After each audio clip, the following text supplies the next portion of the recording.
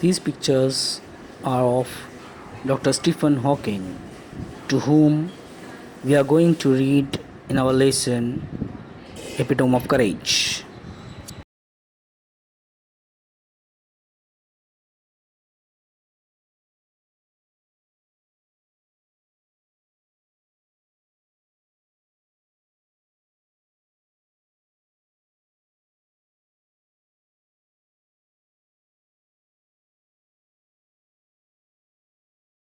करेज का मतलब है हिम्मत, बहुत ज़्यादा जो है हिम्मत से काम लेना। तो यहाँ पर किसकी जो है करेज है, किसके बारे में बताया गया है और किसने इस कारनामे को अंजाम दिया है, ये हम देखेंगे इस लेसन के ज़रिए, जिसका नाम है an epitome of courage. First of all I will read the first paragraph which has given in the bracket, then we will see its explanation. We often tend to hide behind our weaknesses, disabilities, handicaps, or mourn over them our whole life through.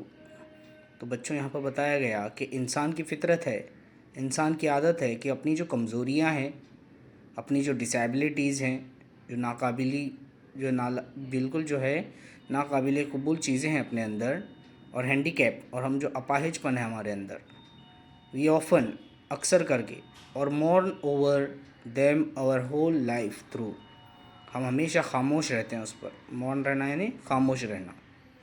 Doctor Stephen Hawking, one of the greatest scientist of this century.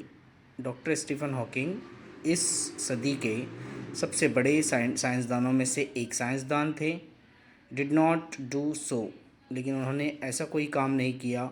In spite of referring from a very rare and dreaded disease, जबकि उनको जो है बहुत ही ख़तरनाक और बहुत ही कम होने वाले लोगों को ऐसी बीमारी थी जो बहुत ही ख़तरनाक भी थी और वो ज़्यादा लोगों को नहीं होती थी, लाखों में किसी एक को वो बीमारी होती थी। इसके बावजूद कभी उन्होंने उस बीमारी को जो है छुपाने की या उसको अपनी कमज़ोरी बनने उन्होंने नहीं दिया। Doctor Hawking continue his research undaunted, और अपने रिसर्च को उन्होंने कंटिन्यू रखा। अपने उस साइंस की जो फील्ड में, अपने जो साइंस के जो काम थे, उनको उन्होंने कभी अपनी बीमारी की वजह से जो है उसमें रुकावट पैदा होने नहीं दी, और अनडॉन्टेड, बिना रुके जो है उन्होंने अपना काम जारी रखा। His compulsory his exemplary courage should inspire us to do our best even under trying circumstances। और उनके करेज की, उनकी हिम्मत की दाद हमें देनी चाहिए। यहाँ पर देखो एग्जेम्पलरी का मतलब दिया हुआ है worth of imitation and admirable, ऐसा कारनामा अंजाम देना, ऐसी हिम्मत दिखाना जिससे दूसरे भी जो है बहुत ज़्यादा एडमायर हों, मुतासिर हों, और कैसे ही हालात क्यों ना हो, लेकिन उन्होंने अपने काम को कभी अपने ऊपर हावी होने नहीं दिया और कभी उसको रुकावट बनने नहीं दिया। तो ये कहानी है, ये जो एपिटोम ऑफ करेज है, ये है डॉक्टर हॉकिंग का। स्टीफन हॉकिंग जो कि दुनिया के इस सदी के जो है सबसे बड़े साइंसदानों में से एक थे, इनके बारे में अभी हम पढ़ने जा रहे हैं, जिनका नाम है doctor Stephen Hawking. Exactly 300 years after the death of great scientist Galileo जो कि बहुत ही ग्रेट साइंटिस्ट थे, 300 साल उनकी जो है मरने के बाद exactly doctor Stephen Hawking was born in Oxford London on the 8th day of January 1942। और उसके 300 साल बाद गैलीलियो के मरने के एग्जैक्टली 1942 8 जनवरी ऑक्सफोर्ड शहर में, लंदन में, हमारे जो है स्टीफन हॉकिंग का जन्म होता है। Little did his parents know that one day the little boy would be held as one of the greatest scientist of this century. और पूत के पाँव जैसे पालने में दिख जाते हैं, उसी तरह से जो है बिल्कुल जान गए थे उनके वालिदैन कि आगे आने वाले वक्त में हमारा जो बेटा है स्टीफन हॉकिंग, वो बहुत बड़ा साइंसदान बनेगा, बहुत बड़ा साइंटिस्ट वो बनेगा, one of the greatest scientist वो कहलाएगा इस सदी का, इस सेंचुरी का। Neither could anybody imagine that his mind would soar up into space like light. कोई इमेजिन भी नहीं कर सकता, कोई सोच भी नहीं सकता कि हमेशा उनका दिमाग जो है उड़ता रहता था किसी खला में एक रोशनी की तरह, और हमेशा वो कुछ ना कुछ जो है अपने दिमाग में जो है ख़यालात को सोचा करते थे, हमेशा किसी ख़यालात में वो गुम रहा करते थे। मोर इम्पोर्टेंटली, ख़ास तौर पर अहम करके, none could predict that he would be the very epitome of courage. कोई सोच नहीं सकता था कि कोई शख्स जो है ऐसे हालात में भी इतनी बड़ी हिम्मत का कारनामा अंजाम दे सकता है, इतनी हिम्मत वो दिखा सकता है और इतना बड़ा काम वो कर सकता है। करेज इज़ अ वंडरफुल थिंग। बच्चों, हिम्मत जो है ये बहुत बेहतरीन चीज़ है। अगर हमारी ज़िंदगी में हिम्मत रहेगी तो हम कभी हारेंगे नहीं। कोई कैसे ही हालात क्यों ना हो, हम कभी उन हालात में जो है हार नहीं मानेंगे। इसीलिए करेज is a wonderful thing. It is that quality which makes people not lose heart when faced with a great calamity। ये हिम्मत वो चीज़ है कि बुरे से बुरे हालात में, बड़ी से बड़ी मुसीबतों में इंसान अपना जो है आपा नहीं खोता, कभी अपना उस दिल टूटने नहीं देता, कभी वो जो है अपनी हिम्मत नहीं हारता, कभी जो है अपने दिमाग में कोई बुरे ख़यालात को आने नहीं देता, किसी नेगेटिव ख़याल को पैदा होने नहीं देता। अगर इंसान के अंदर हिम्मत है तो बड़ी से बड़ी मुसीबत का भी जो है सामना आसानी से कर सकता है। उसको कहते हैं ग्रेट कैलेमिटी। ग्रेट कैलेमिटी यानी बहुत बड़ी मुसीबत, बहुत बड़ी आफत। तो इंसान के अंदर अगर हिम्मत है तो इंसान कैसे ही हालात में अपने आप को जो है वो क्या कर सकता है, अपने आप को बांधे रख सकता है, अपने आप को जो है बिल्कुल तैयार रख सकता है और उन मुसीबतों का, उन आफतों का सामना बड़े जो है हिम्मत के साथ और ताकत के साथ वो करता है। तो इसीलिए कहा यहाँ पर राइटर ने, करेज is a wonderful thing. It would not be an exaggeration to say that Dr. Stephen Hawking, a living legend of cosmology, cosmology जो है ये सब्जेक्ट है study of origin and development of the universe, जिसमें कायनात के बारे में जो है ज़ायद मालूमात को हासिल किया जाता है, जिसमें कायनात के तमाम सैयारों, सितारों, चाँद के बारे में जानने की कोशिश की जाती है और उसकी मालूमात हासिल की जाती है उस सब्जेक्ट के ज़रिए जिसको कहा जाता है कॉस्मोलॉजी।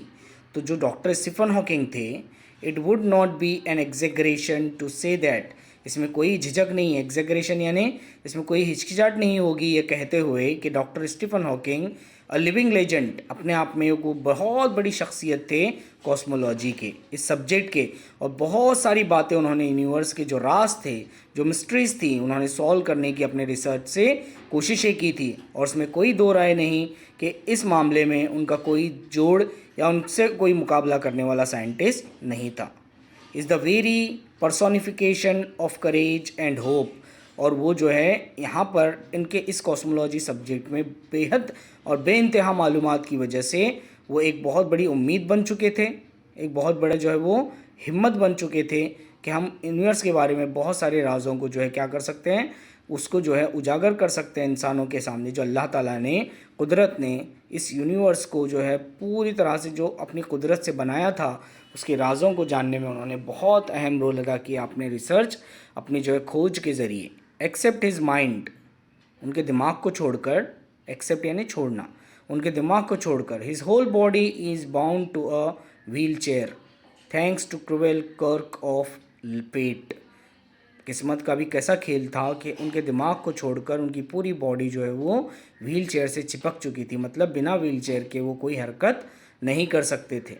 पूरी तरह से वो पैरालाइज्ड हो गए थे, अपाहिज हो गए थे, अपने हाथों से, पैरों से, अपने जो है अपने जो है हर तरह की जो आज़ा से, और सिर्फ उनका दिमाग काम करता था। और किस्मत का भी ये खेल था। यहाँ पर देखो एक मुहावरा इस्तेमाल किया गया, कर्क ऑफ फेट, है ना, अनएक्सपेक्टेड चेंज ऑफ डेस्टिनी, अचानक से जो है किस्मत में आने वाली तब्दीली। Yet he is one of the greatest scientist of this century, इसके बावजूद वो इंसान जो है इस सदी का, इस सेंचुरी का सबसे बड़ा साइंटिस्ट, सबसे अजीम तरीन साइंटिस्ट बनने में कामयाब हुआ। जो व्हील चेयर से चिपका हुआ था, जिसके हाथ पैर काम नहीं करते थे, सिर्फ दिमाग जो है उसका काम करता था, और उसी का इस्तेमाल करके उन्होंने जो है पूरे बहुत बड़े साइंटिस्ट होने का जो ये रुतबा था वो हासिल कर लिया था। किस्मत का भी ये अजीब खेल था उनके साथ। An average child Stephen grew up to be a normal teenager, जब वो छोटे थे तो एक नॉर्मल टीनेजर की तरह उनकी जो है उम्र क्या हो रही थी, बढ़ रही थी। 11 साल, 12 साल, 13 साल, इस तरह से 17-18 साल तक वो जो है बढ़ते रहे अपने एक नॉर्मल इंसान की तरह। Full of mischief and lots of love for music and mathematics, वो भी बहुत सारी शरारतें करते थे बचपन में, बेइंतहा मोहब्बत थी उनको म्यूज़िक से और मैथमेटिक्स से। Even though his father want him to study medicine, लेकिन उनके फादर चाहते थे कि वो जो है अद्वियात में, वो जो है मेडिसिन में अपनी पढ़ाई करें, जबकि उन्हें म्यूज़िक और मैथमेटिक्स बेइंतहा पसंद था। He was bent on studying mathematics, लेकिन उन्होंने ज़ोर दिया कि वो मैथमेटिक्स सब्जेक्ट में जो है काम करें, उसमें जो है वो पढ़ाई करें। द यूनिवर्सिटी ऑफ ऑक्सफोर्ड, और यूनिवर्सिटी जो कि मशहूर यूनिवर्सिटी है दुनिया की, Oxford university, at that time, उस वक्त, did not have a course in mathematics, उस वक्त जो है वहाँ पर जब वो पढ़ रहे थे तो मैथमेटिक्स का कोई कोर्स उनके उस यूनिवर्सिटी में नहीं था। सो ही ऑप्टेड, तो उन्होंने मुनासिब समझा, टू स्टडी फिज़िक्स इंस्टेड, उसकी बजाय वो फिज़िक्स सब्जेक्ट लेंगे और उसमें वो पढ़ाई करेंगे ऑक्सफोर्ड यूनिवर्सिटी में। तो यहाँ तक हमारे समझ में आया कि उन्हें म्यूज़िक और मैथ्स पसंद था, लेकिन उनके फादर चाहते थे कि वो मेडिसिन पढ़ें, लेकिन वो मैथ्स पढ़ना चाहते थे, लेकिन यूनिवर्सिटी में जो है ऑक्सफोर्ड यूनिवर्सिटी में मैथ्स सब्जेक्ट मौजूद नहीं था, उस वक्त नहीं पढ़ाया जाता था, जिसकी वजह से उन्होंने फ़िज़िक्स लेना पसंद किया, किसकी बजाय, मैथमेटिक्स की बजाय। एट द एज ऑफ 17, जब वो 17 साल के हुए, Stephen start noticing that he was becoming increasingly clumsy and even fell down a couple of times। 17 साल की उम्र में उन्हें एहसास होने लगा, उन्होंने नोटिस किया, ये बात का ध्यान दिया गया कि लगातार उनके अंदर जो क्लमजीनेस था, क्लमजी यानी बहुत ज़्यादा जो है सुस्त हो जाना, बहुत ज़्यादा जो है इनकॉम्पिटेंट होना, बहुत ज़्यादा अपने जिस्मानी तौर पर अपने आप को कमज़ोर समझना, तो उस वक्त जो है 17 साल की उम्र में उनको महसूस होने लगा कि उनका जिस्म धीरे धीरे कमज़ोर हो रहा है। एंड इवन, और यहाँ तक कि fell down a couple of times, 2 मरतबा वो चक्कर आकर जो है ज़मीन पर भी गिर गए थे, फॉर नो रीज़न, और इसका कोई वजह नहीं थी, अचानक ही उनके साथ ये सब हादसे पेश आए थे। ये हादसा का उनको सामना करना पड़ा था जब वो 17 साल की उम्र में गुजर गए थे, जब वो 17 साल की उम्र में थे, जब उनकी उम्र 17 साल की हुई थी। This perplexed him and he went to see his family doctor, और इस बात का उनको जो है थोड़ा सा परेशानी हुई, वो कंफ्यूज हो गए, परप्लेक्स्ड यानी उलझन में पड़ जाना, बहुत ज़्यादा कंफ्यूज होना, तो कंफ्यूज हो गए कि ऐसा मेरे साथ क्यों हुआ। तो इस बात को जो है दिखाने के लिए वो अपने फैमिली डॉक्टर के पास पहुँचे, who diagnosed him as suffering from an extremely rare disease, ALS or Lou Gebrig's disease that affects the nervous system and eventually weakens all the। तो ये एक ऐसी बीमारी थी, डॉक्टर ने पता लगाया और वो उनका इलाज कर रहे थे, और अच्छा उनकी किस्मत का देखो कैसा खेल था कि उनके साथ बदकिस्मती से ये बीमारी उनको लग गई थी, और ये बीमारी लाखों में किसी एक को होती थी, जिसका नाम अल्स और लू गैब्रिग्स डिसीज़ इस तरह से रखा गया था। और वो जो है अफेक्ट थे इस बीमारी से, जिसमें नर्वस सिस्टम पूरी तरह से जो है काम करना बंद कर देता है इवेंचुअली, और अक्सर करके वो सारी बॉडी के जो पार्ट्स हैं उनको वीक कर देता है, उनको जो कमज़ोर कर देता है। ऐसी बीमारी से जो है वो जूझ रहे थे। इस बात का पता चला जब वो वहाँ पर पहुँचे डॉक्टर के पास, अपने फैमिली डॉक्टर के पास। मसल्स ऑफ द बॉडी, सारे मसल्स जो बॉडी के होते हैं उनको कमज़ोर कर देती थी ये बीमारी। Stephen says that even as a child his muscle coordination was nothing to write home about। अब वो जो है लिख भी नहीं पा रहे थे कुछ, उनको लिखना, पेन पकड़ना भी उनको जो है दुश्वार हो रहा था, जब वो उस बीमारी में धीरे धीरे जो है क्या होते गए, उसमें मुब्तला होते गए।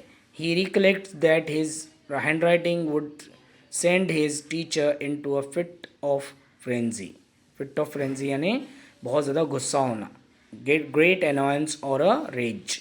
तो उनकी राइटिंग भी धीरे धीरे ख़राब हो रही थी, क्योंकि वो पेन ठीक ढंग से पकड़ नहीं पा रहे थे, उंगलियों के मसल्स जो है वो मदद नहीं कर रहे थे उनको पेन को सही ढंग से कलम को पकड़ने में, जिसकी वजह से उनके जो टीचर थे कभी कभार उन पर बहुत ज़्यादा गुस्सा होते थे उनकी उस हैंड राइटिंग को देखकर, लेकिन उनको मालूम नहीं था कि उनके अंदर जो बीमारी है, जो बीमारी का जो असर है वो धीरे धीरे उनके फिंगर्स पर भी पड़ रहा था। Nor was he inclined towards sports, वो कभी स्पोर्ट्स की तरफ भी जो है ज़्यादा रागिब नहीं हुए, मतलब उसमें इंटरेस्ट नहीं लेने लगे। नेवरदलेस, और ना ही this disease came as a bolt from the blue, और ना ही ये जो बीमारी थी ये उनसे दूर होने का नाम ले रही थी। यहाँ पर देखो बोल्ट फ्रॉम द ब्लू का मतलब है सडन अनएक्सपेक्टेड शॉक और सरप्राइज़। बहुत ज़्यादा इस बीमारी की वजह से वो शॉक में चले गए थे, सदमा हो गया था, एक डायलेमा आ गया था उनके दिलो दिमाग पर, पूरी तरह से वो सदमे में चले गए थे इस बीमारी की वजह से।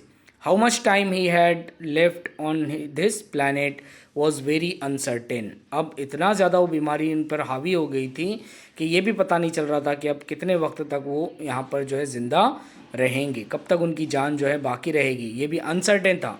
इसके बारे में भी कुछ कह नहीं सकते थे कि कभी भी उनकी मौत हो सकती थी, इतना ज़्यादा वो बीमारी जो उन पर हावी हो चुकी थी। The prognosis was had and the doctors said they could not do much. अब पूरा इलाज भी हो चुका था, प्रोग्नोसिस हो चुका था, forecast of a future health condition.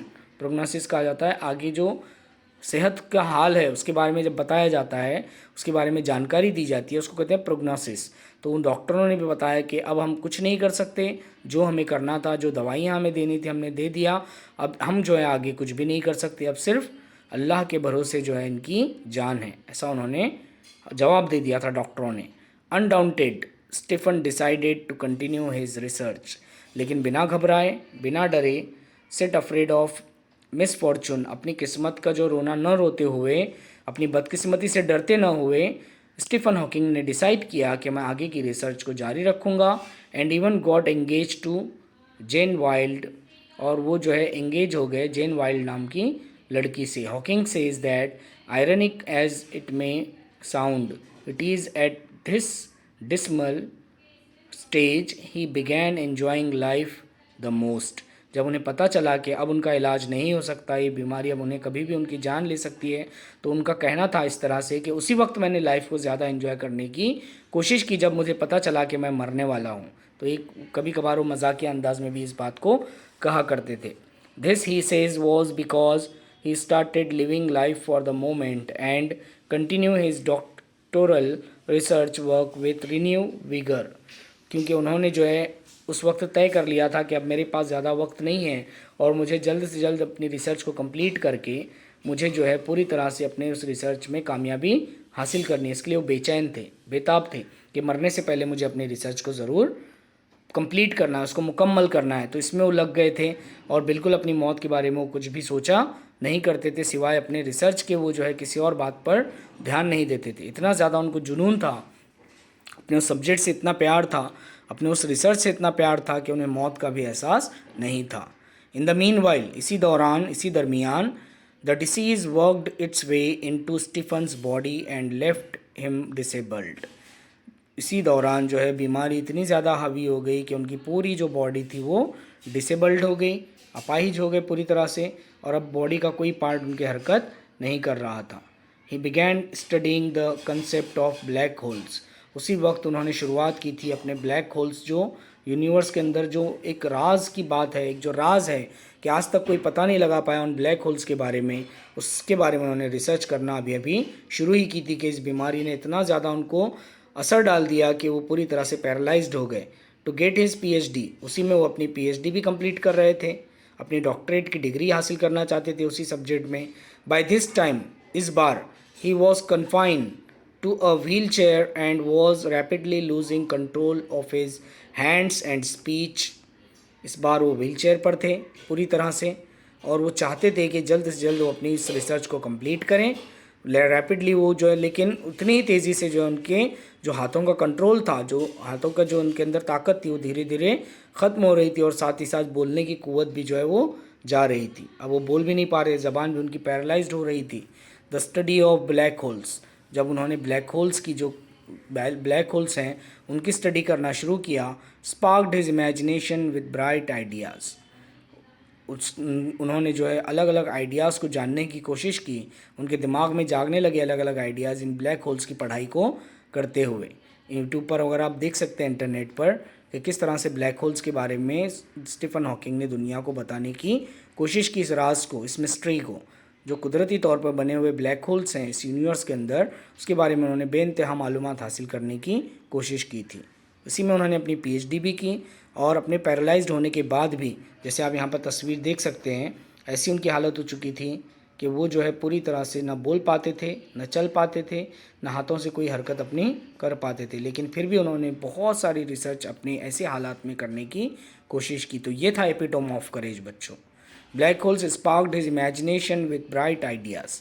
He made many epoch-making statements that Shuk established theories, कई सारी थियरीज़ को उन्होंने पेश किया, कई सारे इपोक मेकिंग यानी अजीम तरीन जो अब तक जो लोगों को पता नहीं था, ऐसी चीज़ों से जो है रूबरू उन्होंने कराया। कई सारी अहम मालूमात उन्होंने, जानकारियाँ उन्होंने दी जो अब तक जो है कोई दे नहीं पाया था। साइंटिस्ट बिलीव दैट, साइंटिस्ट आज भी भरोसा करते हैं, universe began with a big bang, कि यूनिवर्स का जो वजूद है, जो इस कायनात का वजूद है, वो बहुत बड़े धमाके से हुआ है। To explain this concept better, और अच्छे से इस कंसेप्ट को समझाने के लिए Stephen invented what is known as Lie algebra. Stephen Hawking ने जो है एक नई चीज़ को इन्वेंट किया, उसकी ईजाद की, जिसका नाम उन्होंने रखा लाई अलजिब्रा, इसका नाम उन्होंने रखा था। Through confine to a wheel chair with no control over his body, save a finger and with a computer to help him express his thoughts. अपने जो है पूरी बॉडी पैरालाइज्ड होने की वजह से, व्हील चेयर पर आ जाने की वजह से और उसका कंट्रोल खोने की वजह से अब ना वो बोल पा रहे थे, ना लिख पा रहे थे और ना चल पा रहे थे। तो उन्होंने एक कंप्यूटर ऐसा बनाया, इस कंप्यूटर का एक सहारा लिया और उसके ज़रिए वो अपने ख़यालात का इज़हार उस कंप्यूटर पर किया करते थे। Doctor Hawking is an authority on profound subjects of science, और उनको जो है बहुत ज़्यादा जो है उबूर हासिल था अपने उस साइंस के अलग अलग सब्जेक्ट्स पर, उस मज़ामीन पर। न्यूमरस ऑनररी डॉक्टरेट्स, ऐसी हालात में उन्होंने कई सारे जो डॉक्टरेट्स की डिग्रियाँ हासिल की, एंड अवार्ड्स, बहुत सारे अवार्ड से उनको नवाजा गया, have been bestowed on him, कई सारे अवार्ड्स उन पर निछावर किए गए। He is fellow of the Royal Society, उन्हें रॉयल सोसाइटी का फेलोमैन यानी कि एक मेंबर भी बनाया गया, जो अमेरिका की सबसे बड़ी साइंटिस्ट की एक सोसाइटी कहा जाता है, उसके वो मेंबर भी बने। And a member of the US national academy of sciences, और यूएस की सबसे बड़ी साइंसेस की जो एकेडमी है उसके वो मेंबर भी कहलाए। इन spite of being considered Einstein's equal in intelligence, बहुत सारे लोग उन्हें जो है आइंस्टाइन से भी ज़्यादा जो है या उनके बराबर का उनको इंटेलिजेंट समझते थे, उनके अंदर भी उतनी जहानत थी जितनी आइंस्टाइन के अंदर थी। Doctor Hawking is a very humble man, साथ ही साथ वो बहुत ही आजिज़ और इनकसार इंसान थे। हम्बल यानी आजिज़ी रखने वाला, बहुत ज़्यादा लोगों से मोहब्बत करने वाला, कभी कोई गुरूर या घमंड न करने वाला। इतनी कामयाबी के बावजूद कभी उन्होंने कभी अपने आप पर गुरूर या घमंड नहीं किया। अ सिंपल, बहुत ही सादगी से ज़िंदगी गुजारने वाले। डाउन टू अर्थ मैन, हमेशा छोटे बड़ों से बराबर से पेश आने वाले। He has authored many books, बहुत सारी किताबें उन्होंने लिखी अपने रिसर्च से related. Dealing with his awesome ideas, keeping a layman in mind, बहुत सारे लेमैन्स को उन्होंने माइंड में रखकर अपनी बुक्स को लिखा। तो इस तरह से जो है बहुत सारी चीज़ों में उन्होंने महारत भी हासिल की थी और उनको लोगों के सामने उन्होंने शेयर करना भी पसंद किया अपनी किताबों के ज़रिए।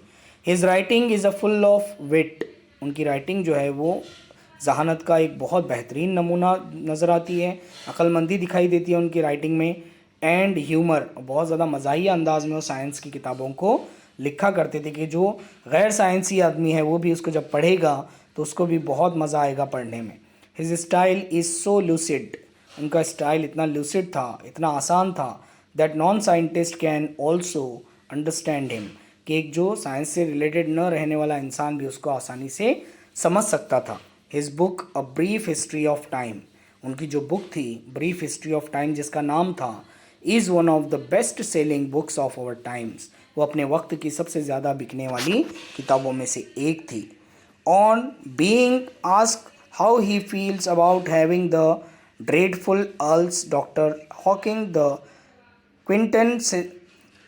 quintessence of optimism and hope. Quintessence of optimism and hope says, not very different from the rest. I try and lead as normal life as possible. उन्होंने कहा, उनसे जब पूछा गया इंटरव्यू के दौरान कि इस अल्स डिसीज़ का पर क्या असर होता है, तो उन्होंने बड़े आराम से जवाब दिया और उन्होंने बताया कि मेरा जो है इस बीमारी से वैसे ही ताल्लुक़ है जैसे कोई आराम करता है, वैसे ही मैं आराम के साथ इस जो है बीमारी को क्या कर रहा हूँ, झेल रहा हूँ, इसका सामना कर रहा हूँ, इसको बर्दाश्त कर रहा हूँ, और मैं कोशिश करता हूँ कि जहाँ तक हो सके मैं जो है बहुत ही नॉर्मल लाइफ जीने की कोशिश करूँ, इसको मुमकिन बनाने की कोशिश करूँ अपनी ज़िंदगी को, इसकी मैं कोशिश करता हूँ। And not think about my condition और regret the things it prevents me from doing which are not many. और मैं कभी पछताता नहीं अपनी इस बात पर कि मैं ऐसा क्यों हूँ, मेरे हालात ऐसे क्यों हो गए, मेरे साथ ऐसा क्यों हुआ। मैं कभी इन चीज़ों के बारे में सोचता नहीं हूँ। जैसा मुझे खुदा ने रखा है वैसे मैं रहने की कोशिश करता हूँ। Doctor Hawking firmly believes that, सख्ती से उनका मानना था, उनका भरोसा था, यकीन था, गहरा यकीन, that in the next millennium, जो अगला आने वाला मिलेनियम है, जो 21 मिलीनियम है, science will discover the core secrets of universe. आने वाले वक्त में साइंस बहुत सारी जो है यूनिवर्स के राजों को जानेगा, इट्स ओरिजिन, उसके दहानों को जानेगा, इट्स हिस्ट्री, उसकी तारीख को जानेगा, and may be even predict it's ultimate demise, और उसके सही पहलू को जो है प्रिडिक्ट करने की, उसको जो है समझने की वो कोशिश करेगा आने वाले मिलेनियम में। ये हमारा साइंस इस यूनिवर्स की, ऐसा वो मानते थे। Like doctor Hawkings there are many people who display exemplary courage in their lives. Doctor Hawking की तरह बहुत सारे ऐसे लोग थे जिन्होंने बहुत ही बेहतरीन अपनी हिम्मत का मुजाहरा किया, अपनी ज़िंदगी में उन्हें हिम्मत दिखाई उन्होंने। Let us salute all these brave people. आओ डॉक्टर हॉकिंग के साथ साथ ऐसे तमाम लोगों को हम सलामी दें, उनको याद करें ऐसे मौके पर, जो बहुत बहादुर लोग थे, जो अपने तमाम परेशानियों के बावजूद कभी अपनी कामयाबी के दौरान उन परेशानियों को हावी होने नहीं देते थे। Who in spite of being disabled, जो डिसेबल्ड भी थे लेकिन इसके बावजूद strive to do their best, वो कोशिश करते थे कि हम किस तरह से अपना अच्छे से अच्छा लोगों को दें, अपने समाज को दें, कि जिससे हमारे समाज की भलाई हो सके। तो बच्चों, यहाँ पर एक बेहतरीन अंदाज में जो है यहाँ पर बताने की कोशिश की गई है कि किस तरह से डॉक्टर हॉकिंग ने अपनी ज़िंदगी में जो है साइंस को बहुत सारी जो है अलग अलग चीज़ों से नवा